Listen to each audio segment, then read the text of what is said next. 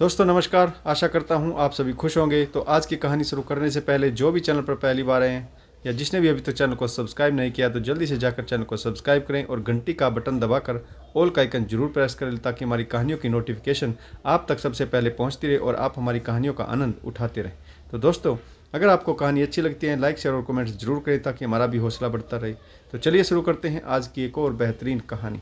गायत्री ने चहकते हुए घर में प्रवेश किया। सबसे पहले वह अपनी नई आई भाभी दिव्या से मिली। हेलो भाभी, कैसी हो? अच्छी हूँ दीदी।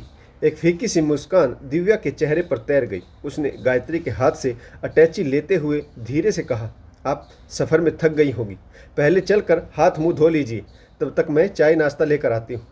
गायत्री को बड़ा अटपटा सा लगा। 2 महीने ही तो हुए हैं भाई की शादी को, लेकिन भाभी का चमकता चेहरा बुझ सा गया है। फिर गायत्री अपनी माँ से मिली। गले से लिपटते हुए बोली, कैसी हो माँ? मैं अचानक से आ गई, आप सबको सरप्राइज़ देना चाहती थी। माँ बोली, वह सब तो ठीक है, पर इतनी अटैची भरकर कपड़े लाने की क्या ज़रूरत थी? या साड़ियों की कोई कमी थी क्या? अपनी भाभी की पहन लेती। गायत्री बोली, माँ साड़ियाँ तो पहन लेती, परंतु ब्लाउज़ कहाँ से लाती? भाभी दुबली पतली और मैं चलता फिरता बुलडोज़र। भाभी के ब्लाउज़ में भला मैं कैसे फिट हो पाती? तब तक दिव्या ने बाथरूम में तौलिया रख दिया। चलिए दीदी, फ्रेश हो लीजिए, नाश्ता तैयार है। मुंह धोकर गायत्री को थोड़ा आराम मिला। तब तक भाभी ने नाश्ता लगा दिया। गायत्री बार बार अनुभव कर रही थी कि भाभी जो भी कुछ कर रही है वह महज एक औपचारिकता ही है, उसमें कहीं भी अपनेपन का भाव नहीं। गायत्री ने अपने बैग से एक खूबसूरत पर्स निकाला और दिव्या को देते हुए बोली, यह लो भाभी, मैं स्पेशल तुम्हारे लिए लाई हूँ। दिव्या के चेहरे पर रौनक नहीं थी। उसने एक नज़र सास की तरफ देखा, फिर असमंजस की स्थिति में बैग चुपचाप टेबल पर रख दिया। गायत्री बोली, क्या बात है माँ? भाभी इतना संकोच क्यों कर रही? मैं उनके लिए इतने प्यार से बैग लाई। भाभी आपको पसंद नहीं आया क्या? माँ बोली, अब नखरे ही करती रहेगी क्या? उठाकर रख ले। पता नहीं कैसी पढ़ी लिखी बहू है, दूसरों का मन रखना जरा भी नहीं आता। नखरा तो हर वक्त नाक पर धरा रहता है। माँ ने तीखे स्वर में ऐसा कहा तो गायत्री बोली, माँ तुम भाभी से ऐसे बात क्यों कर रही हो? आपकी आज्ञा के बिना लेने में संकोच कर रही होगी। आपको उनसे इस तरह से बात नहीं करनी चाहिए। गायत्री का अपनापन देखकर दिव्या की आंखें नम हो गई। वह अपनी आंखों को साड़ी के पल्लू से पोंछते हुए किचन में चली गई। गायत्री सभी के लिए कोई न कोई उपहार लाई थी। छोटी बहन दीप्ति के लिए सलवार सूट, भाई उमेश के लिए नेक टाई और छोटे भाई दीपू के लिए शर्ट पीस। उसने सारे उपहार निकाल कर सामने रख दिए। सब अपने अपने उपहार लेकर बहुत खुश थे। दिव्या वहीं पर चुपचाप बैठी थी। गायत्री उमेश से छोटी, लेकिन उसकी शादी 2 वर्ष पहले कर दी गई। फिर गायत्री ने ही हंसते हुए पूछा, भाभी आप कश्मीर घूमने गई थी ना, मेरे लिए क्या लाई? दिव्या ने एक फीकी सी मुस्कान चेहरे पर लाते हुए नज़रें झुका ली। वह जमीन की तरफ देखने लगी। इस बात का भला क्या उत्तर दे वह?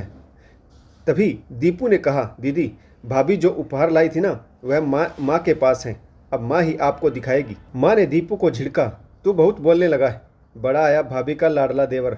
उमेश बोला, इसमें डांटने की क्या बात है माँ, दीपू ठीक ही तो कह रहा है। माँ की जुबान में कड़वाहट घुल गई। वह बोली, तू भी बहू का पक्ष लेने लगा, जोरू का गुलाम। उमेश नाराज होते हुए बोला, गायत्री अब तुम ही बताओ, इसमें जोरू का गुलाम वाली कौन सी बात हो गई? एक छोटी सी बात सीधे शब्दों में कही गई है, पता नहीं माँ को क्या हो गया है। जब से मेरी शादी हुई है जरा सा बोलता हूँ तो कहती है कि मैं पत्नी का पक्ष लेता हूँ, उसके पल्लू से बंधा रहता हूँ। स्थिति विस्फोटक हो इससे पहले ही दिव्या वहाँ से उठकर चली गई। उसकी आंखें नम थी। गायत्री ने यह देख लिया था। दिव्या मन ही मन सोचने लगी, अभी तो गृहस्थ जीवन की शुरुआत है, अभी से यह हाल है तो आगे क्या होगा? जिस तरह से आज गायत्री अपने भाई बहनों के लिए उपहार लाई थी, ठीक उसी तरह दिव्या भी जब कश्मीर से घूमकर लौटी थी तो अपने इकलौते भाई मनीष के लिए टी शर्ट, माँ के लिए गर्म शॉल और पापा के लिए सिगरेट केस बहुत मन से लाई थी। जब हनीमून पर जा रही थी तो माँ ने चुपचाप से उसके पर्स में 10,000 रुपये डाल दिए थे। उसकी लाडली बेटी घूमने जा रही थी, उसे किसी तरह की कोई कमी ना हो वहाँ पर, उसका जो मन करे वह कुछ खरीद सके, इसलिए माँ ने जरा भी कंजूसी नहीं की थी। दिव्या ने उन्हीं पैसों से सबके लिए गिफ्ट खरीदे थे और अपने लिए भी काफ़ी खूबसूरत चीज़ें खरीदी थी। दिव्या बहुत खुश थी। मम्मी पापा और भाई बहुत खुश होंगे उपहार देखकर, इसकी कल्पना मात्र से वह चहक उठती थी। दिव्या सास ससुर देवर अपनी दोनों नंदों के लिए भी अच्छे उपहार लाई थी। उमेश ने बहुत मन से एक सच्चे मोतियों की माला दिव्या के लिए खरीदी थी। और एक कश्मीरी कुर्ता जिसे पहनकर उसने फ़ोटो खिंचवाई थी। वह तो दिव्या के दिल के बहुत करीब था। कश्मीर से वे दोनों कितने खुश लौटे थे और एकाक सामान निकाल कर दिखा रहे थे। सास के लिए कश्मीरी सिल्क की साड़ी, बाबूजी के लिए गरम कुर्ता, छोटी नंद के लिए उर्मिला के लिए कश्मीरी कुर्ता, दीपू के लिए घड़ी और विवाहित गायत्री के लिए गरम कश्मीरी शाल। सासुमा एकाक सामान देखती गई और फिर सारा सामान उठाकर अलमारी में रखवा दिया। तभी उनकी नज़र बहू के गले में पड़ी सच्चे मोतियों की माला पर पड़ी। उन्होंने उर्मिला की तरफ इशारा किया। उर्मिला बोली, भाभी यह माला भी वहीं से ली थी क्या आपने? बहुत प्यारी। दिव्या ने माला गले से उतार कर उर्मिला को दे दी। उर्मिला ने पहन ली। सास ने एकदम से वह माला उर्मिला के गले से उतारते हुए अलमीरा में रख दी और बोली, यह माला तुझ पर बहुत अच्छी लग रही, कहीं किसी प्रोग्राम में पहन लेना, रोज़ पहनने से इसकी चमक खराब हो जाएगी। उमेश और दिव्या हतप्रभ रह गए।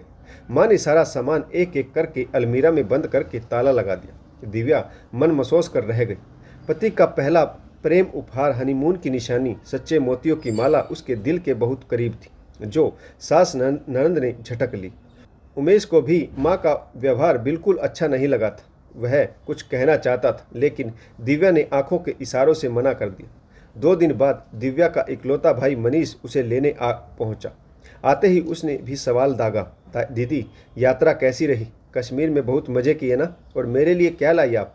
दिव्या खुश होते हुए बोली, अभी दिखाती हूँ। यह कहकर सास के पास जाकर बोली, माँ जी, मनीष और मम्मी पापा के लिए मैं जो हार लाई थी वो दे दीजिए प्लीज़। सास बोली, तुम भी कैसी बातें करती हो बहू? क्या तुम्हारे लाए हुए उपहार तुम्हारे मम्मी पापा स्वीकार करेंगे? उन्हें इनकी क्या ज़रूरत? भला बेटी के घर से कोई लेता है?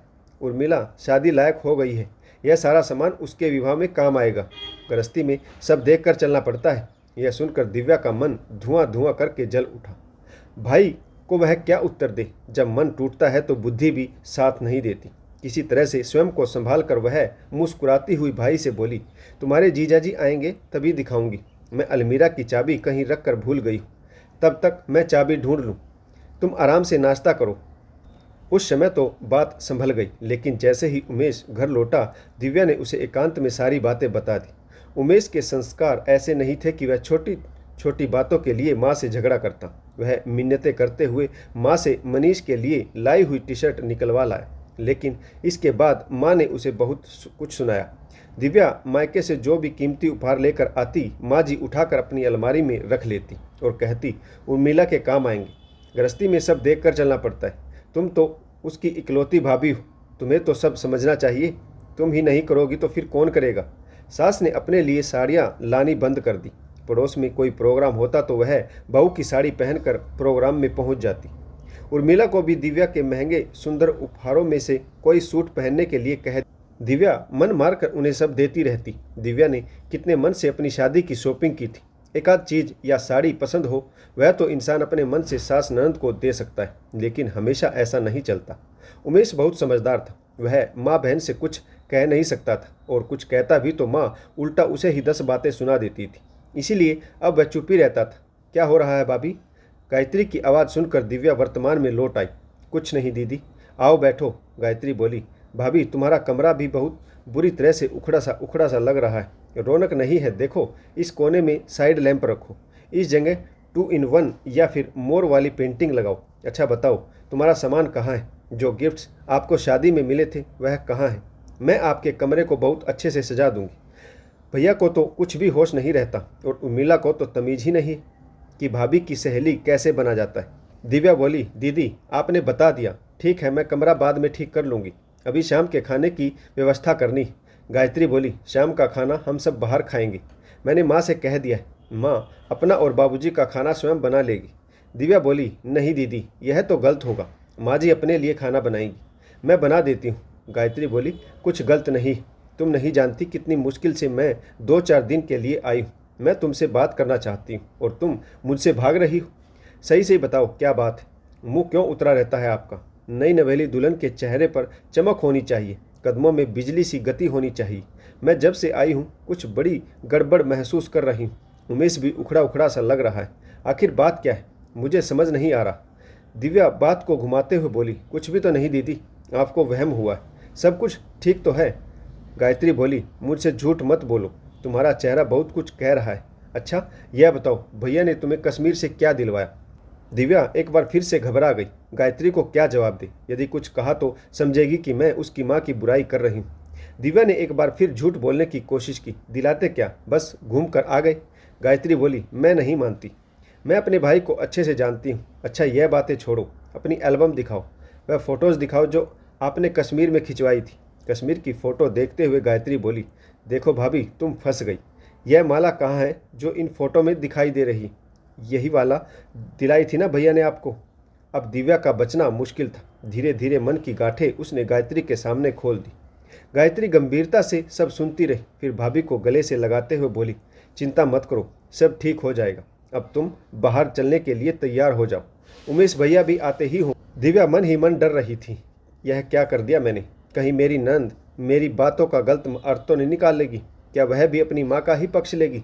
सब साथ बाहर गए, लेकिन वहाँ पर दिव्या का मन जरा भी नहीं लगा। सभी खुश लग रहे थे, परंतु दिव्या सबके बीच होकर भी अकेली थी। वह घर लौटने के बाद पूरी रात अजीब सी कशमकश में थी। उमेश ने भी दिव्या को परेशान देखा, बार बार पूछा, पर वह सिर दर्द का बहाना बनाती रही।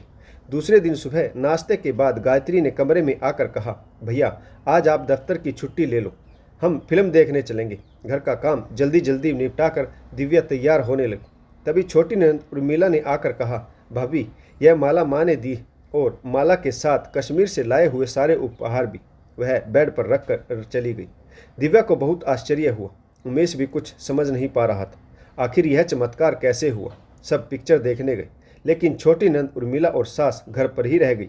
दिव्या उमेश गायत्री के साथ पिक्चर देखकर लौटे तो उन्हें अपनी आंखों पर विश्वास नहीं हो रहा था। उन्हें अपना कमरा बहुत बदला बदला सा लगा। दिव्या ने देखा गायत्री पीछे खड़ी मुस्कुरा रही थी। दिव्या को समझते देर नहीं लगी कि यह सारा चमत्कार गायत्री की वजह से हुआ। उमेश की समझ में बिल्कुल भी कुछ नहीं आया। शाम की ट्रेन से गायत्री को वापस ससुराल जाना था। सब तैयारियां हो चुकी थी। दिव्या गायत्री के लिए चाय लेकर माँ जी के कमरे में जा रही थी। तभी उसने सुना गायत्री कह रही थी, माँ भाभी के साथ जो व्यवहार तुम करोगी वैसा ही व्यवहार वह हमारे साथ करेगी, तो तुम्हें बुरा लगेगा ना। अभी वह नई नई इस घर में आई, उसे अपना बनाने के लिए उससे कुछ छीनो मत, बल्कि उसे दो। परंतु उर्मिला और तुम हो कि भाभी की हर चीज़ छीन कर अपनी अलमारी में रख रही हो। बात बात पर ताना देकर तुम भाभी के साथ भैया को भी खो दोगी। जितनी गांठें तुमने लगाई हैं माँ, सब एक एक करके खोल दो। याद रहे, फिर कोई गांठ इस रिश्ते में ना पड़े, क्योंकि गांठ पड़े धागे से रिश्ते को संजोना बहुत मुश्किल होता है। दोस्तों, कहानी कैसी लगी कमेंट्स जरूर कीजिएगा। इस कहानी में किस पात्र की भूमिका अच्छी रही और इस कहानी से आपको क्या सीख मिली, यह भी कमेंट्स करके जरूर बताइएगा। आशा करता हूँ कहानी जरूर पसंद आई होगी। अगर आपको हमारी कहानी अच्छी लगे, लाइक शेयर और कमेंट्स जरूर करें ताकि हमारा भी हौसला बढ़ता रहे। तो कहानी पढ़ने के लिए आप सभी का बहुत बहुत धन्यवाद। जय हिंद, वंदे मातरम, भारत माता की जय। जय जवान और जय किसान।